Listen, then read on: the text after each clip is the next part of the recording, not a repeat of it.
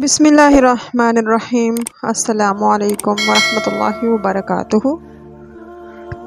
ہالی would Bali would کی film اور موویز دیکھنے والوں کی یہ بات ہمیں درست لگتی ہے کہ ترک تاریخی ڈرامہ سیریز ارطغرل کی اس کی تاریخ کہانی ارطغرل کا کردار ادا کرنے والے ترک اداکار وہ کسی اداکار کو شاید ہی ملی ہو۔ ہم نے سب سے پہلے اس ڈرامہ سیریز کو اسی نیٹ فلکس پر پورا دیکھا تھا، پھر جب پاکستان ٹیلی ویژن نے اس کو اردو میں پیش کیا تو اسے دوبارہ دیکھا۔ اس اولین کوشش کی کامیابی دیکھ کر ترک ٹی وی چینلز نے ایک کے بعد دوسری تاریخ ڈرامہ سیریز کا سلسلہ شروع کر دیا، جو اب تک جاری ہے، اور اب پاکستان کے نامور ماہر نفسیات اور سرمایہ کار ڈاکٹر کاشف انصاری بھی اس میدان میں کود چکے ہیں، اور فاتح القدس صلاح الدین ایوبی ور ترک اور پاکستانی اداکاروں کے اشتراک سے ڈرامہ سیریز پروڈیوسر کر رہے ہیں۔ ان کا خیال ہے کہ آج کل اسلام کا پیغام امن اور اس کی دعوت عام کرنے کا یہ ایک مؤثر ذریعہ ہے۔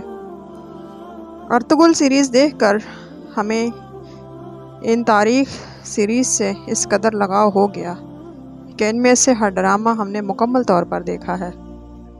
ان میں کورولش عثمان، بارباروسا، مصطفیٰ، پائتحت عبدالحمید ثانی، محمد کو تلوار مارے ظفر خاص طور پر شامل ہیں۔ ان ڈرامہ سیریز کو دیکھنے کے بعد ہمارے دل میں ترکی اور اس کے عوام کے ساتھ محبت میں بڑا اضافہ ہوا، اور یہ خواہش رہی کہ ترکی میں ان ڈرامہ سیریز کی پروڈکشن کی جگہوں اور ان تمام مقامات کو دیکھا جائے اور ان اداکاروں سے ملا جائے جنہوں نے ان ڈرامہ سیریز میں اپنی شاندار اداکاری سے انہیں دنیا بھر میں مقبول بنایا ہے، اور انہیں اولیٰ کے مسلمانوں کے حالات اور ان کی جدوجہد، ان کی صلیبوں، منگولوں کے ساتھ خون ریزی لڑائیوں کے احوال اور ان کی سازشوں اور اپنوں کی غداروں کا پردہ چاک کیا ہے، اور ان کے حقیقی کرداروں کے مقبروں پر حاضر دی جائے۔ یہ موقع ہمیں ترکی کے حالیہ دورہ کے دوران مل گیا۔ عارف صاحب کہتے ہیں کہ ہمارا ترکی کے مختلف شہروں کا سفر جاری رہا ہے۔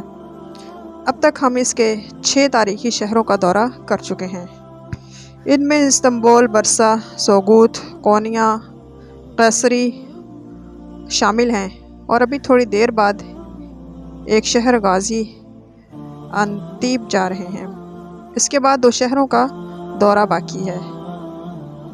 برسا میں قیام کے دوران ہم سلطنت عثمانیہ کے پہلے سلطان عثمان غازی، ان کے بیٹے اور دوسرے سلطان اورحان خان، اور ان کے بیٹے اور تیسرے سلطان مراد اول کے مقبروں اور تاریخی مقامات کی زیارت کر چکے ہیں، اور اب ہمارے سب سے پسندیدہ کردار حقیقی معنوں میں سلطنت عثمانیہ کی بنیادیں رکھنے والے بڑے لیڈر ارطغرل کے مقبرے پر حاضری کا احوال اور احساسات پیش کرتے ہیں۔ ویسے تو ہم جب سے ترکی آئے ہیں ایک عجیب سی روحانی کیفیت طاری ہے کہ ہم اس ملک میں ہیں جو ارطغرل جیسے بہادر دانش حکمت کی خوبیوں کا ملک تھا۔ وہ ارطغرل جس نے اصل میں صلیبیوں، منگولوں، ہر قسم کے ڈاکوؤں کا دلیری سے مقابلہ کیا، اور اپنی بہادری اور اسلام سے محبت کی وجہ سے سوگوت کا علاقہ حاصل کیا، جو عثمان غازی کا ملک ہے، جو سلجوقی سلطان علاء الدین کا ملک ہے، جو علامہ اقبال کے مرشد مولانا جلال الدین رومی کا ملک ہے، جو ان کے استادوں مولانا برہان الدین، مولانا شمس تبریز، سید نورسی، مولانا محمود آفندی کا ملک ہے، جن کا روحانی فیض نہ صرف ترکی بلکہ پورے عالم اسلام دنیا بھر میں اب بھی جاری ہے۔ ان احساسات کے ساتھ ہم نے برسا سے سوگوت جانے کا ارادہ کیا، اور ہوٹل سے ناشتہ کرنے کے بعد باہر آئے تو موسم ابر آلود تھا، آسمان پر گہرے سیاہ بادل چھائے ہوئے تھے۔ ایسا محسوس ہو رہا تھا کہ بس ابھی چھما چھم بارش ہو جائے گی۔ جو وہاں سے 102 کلومیٹر کے دور تھا۔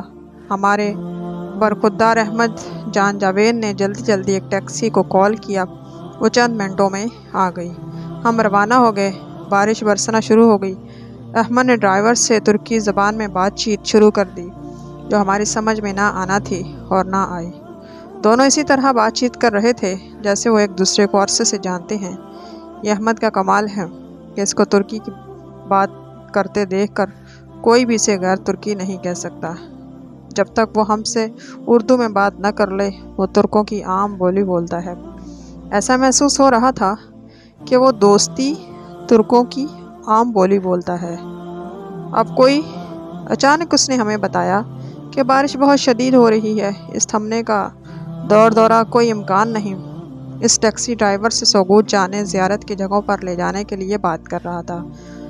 راستہ 1.5-2 کلومیٹر گھنٹے دور تھا۔ بارش میں کہاں ٹھوکریں کھائیں۔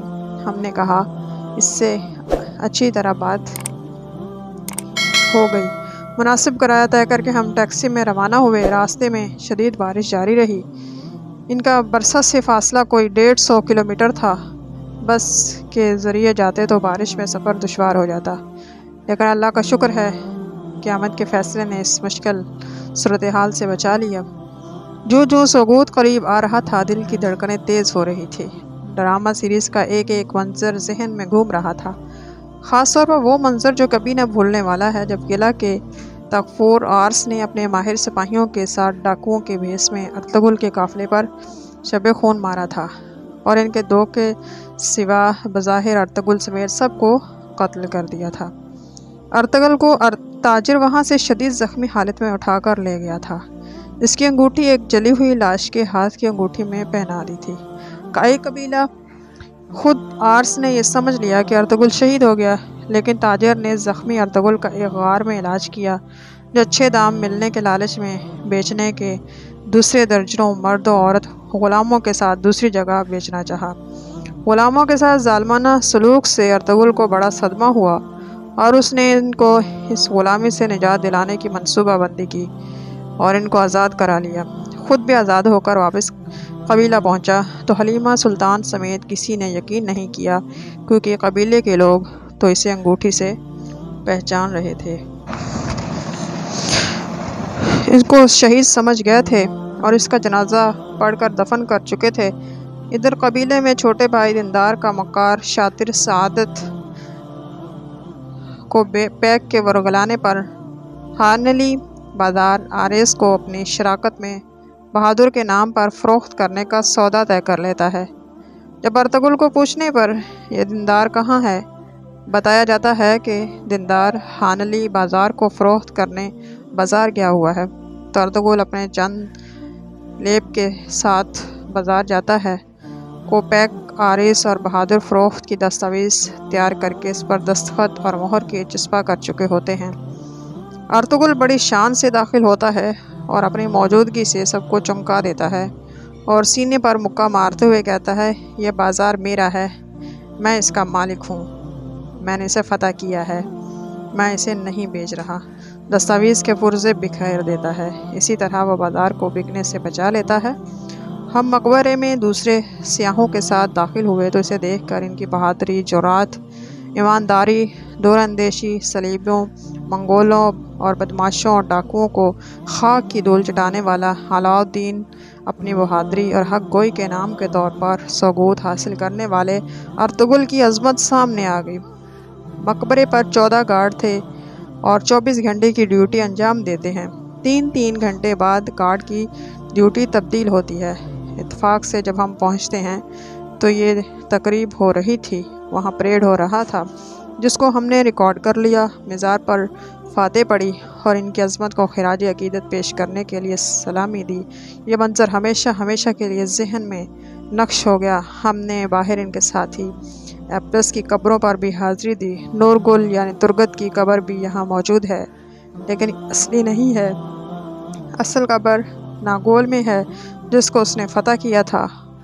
آن غازی عبد الرحمن کی قبریں بھی یہی ہیں، اور اس کے علاوہ کنور، سمسا، سلنگ اور آئی 2 کی قبریں بھی اسی جگہ میں ہیں۔ وامسی کا کردار ڈرامہ کو دلچسپ بنانے کے لیے یہ تھا اور یہ اصل کردار. صدق اللہ.